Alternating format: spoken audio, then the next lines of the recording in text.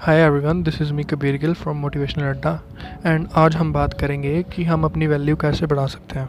सबसे पहली और इम्पोर्टेंट बात कि खुद पे भरोसा रखना। अगर हम खुद पे ही भरोसा नहीं रखेंगे तो हम पे भी कोई भरोसा नहीं रखेगा। फ़िक्र मत कर बंदे, कलम कुदरत के हाथ है, लिखने वाले ने लिख दिया, तकदीर तेरे साथ है। फ़िक्र करता है क्यों, फ़िक्र से होता क्या है। रख खुद पे भरोसा, फिर देख होता क्या है। और अच्छे से समझाने के लिए मैं एक स्टोरी सुनाता हूँ। तो ये स्टोरी है एक 7 साल के बच्चे की, जो ना पढ़ाई में और ना स्पोर्ट्स में किसी चीज़ में अच्छा नहीं था, और उसके पेरेंट बहुत दुखी थे उसके फ्यूचर को लेके कि वो आगे क्या करेगा। उसके फैमिली वाले उसको बहुत समझाते, पर फिर भी उसका पढ़ाई में और स्पोर्ट्स में किसी चीज़ में मन नहीं लगता था। फिर एक दिन उसके पापा ने उसको बुलाया और उसे एक काम करने के लिए कहा। उन्होंने उसको एक टी शर्ट दी जो पुरानी और गंदी थी, और उसे कहा कि यही टी शर्ट 200 रुपये में बेच के आ। उसने उसी टाइम वो टी शर्ट ली और सबसे पहले धोकर उसे साफ़ किया। फिर बड़ी ही आसानी से उसने उस टी शर्ट को 200 रुपये में बेच दिया और सारे पैसे जाकर अपने पापा को दे दिए, और फिर वो वहाँ से चला गया। अगले दिन फिर से उसके पापा ने उसे वही टी शर्ट दी और इस बार 500 में बेचने को कहा। उस बच्चे ने टी शर्ट ली और फिर से पिछली बार की तरह उसे धोया और उसे साफ़ किया, और वही टी शर्ट को उसने ड्राई क्लीन करवाया। ड्राई क्लीन करने से वो टी शर्ट और नई लगने लगी। फिर बड़ी ही आसानी से उसने वो टी शर्ट 500 में बेच दी और सारे पैसे अपने पापा को दे दिए। और फिर से उसको अगले दिन बुलाया और फिर से वैसी ही टी शर्ट दी, और इस बार वो टी शर्ट 1000 रुपये में बेचने को कहा। और पिछली बार की ही तरह उसने वो टी शर्ट ली, उसे धोकर साफ़ किया, ड्राई क्लीन करवाई, पर उसे ये टी शर्ट 1000 रुपये में बेचनी थी। फिर वो अपनी बड़ी बहन के पास गया और उससे कहा कि वो उसकी टी शर्ट पर कार्टून बना दे, और तुरंत उसकी बहन ने उसकी बात मान ली और उसने उस टी शर्ट पर कार्टून ड्रॉ कर दिया।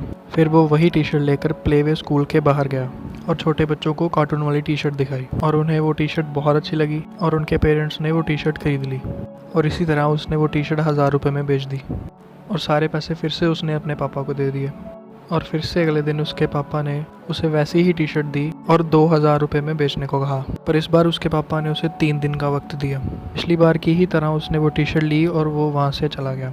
उसने उस टी शर्ट को साफ़ किया, ड्राई क्लीन करवाई, और फिर से उसने अपनी बड़ी बहन से कहकर उस टी शर्ट पर फिर से कार्टून बनवा लिया और बेचने चला गया। वो 2 दिन तक टी शर्ट बेचने की कोशिश करता रहा, पर उस टी शर्ट की वैल्यू और उसका प्राइस 1000 रुपये से ऊपर नहीं जा रहा था। पर उस 7 साल के बच्चे ने हार नहीं मानी, वो सोचता रहा। फिर तीसरे दिन उसने वो टी शर्ट पकड़ी और एक खाली स्टेडियम में चला गया, और वहाँ पे काफ़ी फेमस फुटबॉलर्स प्रैक्टिस कर रहे थे। वो बच्चा बिना सोचे समझे उनके पास गया और कहने लगा कि इस टी शर्ट पर अपने साइन कर दो, और उन सभी ने उसको एक बच्चा समझा और उसकी बात मान ली, और सभी ने उस टी शर्ट पर अपने अपने साइन कर दिए, और वो वहाँ से चला गया। और उस 7 साल के बच्चे ने उन फेमस फुटबॉलर की साइन की हुई टी शर्ट को बेचने के लिए एक ऑक्शन शो में गया, और वहाँ पे उसने वो टी शर्ट 2 लाख रुपए में बेची। उसने पैसे लिए और अपने घर गया और घर में सभी को सब कुछ बताया, और फिर उसके पापा ने उसे गले लगाया और उससे पूछने लगे कि तू कुछ समझा जो मैं तुझे समझाना चाहता था। और उस 7 साल के बच्चे ने ना में जवाब दिया।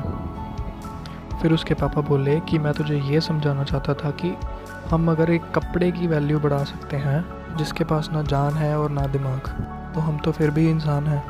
हम में जान भी है और दिमाग भी। अगर हम चाहें तो हम सब कुछ कर सकते हैं अपने शरीर और अपने दिमाग से। जैसे तूने इस कपड़े की वैल्यू बढ़ाई, वैसे ही अपनी वैल्यू बढ़ा और खुद पर मेहनत कर। और फिर ये बातें सुनकर वो बच्चा समझ गया और उसने खुद पर बहुत मेहनत की, और वो बहुत फेमस बास्केटबॉल प्लेयर बना और उसने अपनी वैल्यू बढ़ाई। सो इसी तरह आपको भी अपने ऊपर मेहनत करनी है और अपनी वैल्यू बढ़ानी है। खुद से ही जीतना है और खुद को ही हराना है, क्योंकि खुद से जीतने की ज़िद है मुझे, खुद को ही हराना है। मैं भीड़ नहीं हूँ इस दुनिया की, मेरे अंदर एक ज़माना है। आई होप आपको वीडियो अच्छी लगी होगी। अगर अच्छी लगे तो लाइक एंड सब्सक्राइब ज़रूर करें, और मैं ऐसी ही मोटिवेशनल स्टोरीज़ लेके फिर से आपके लिए आता रहूँगा। Thank you.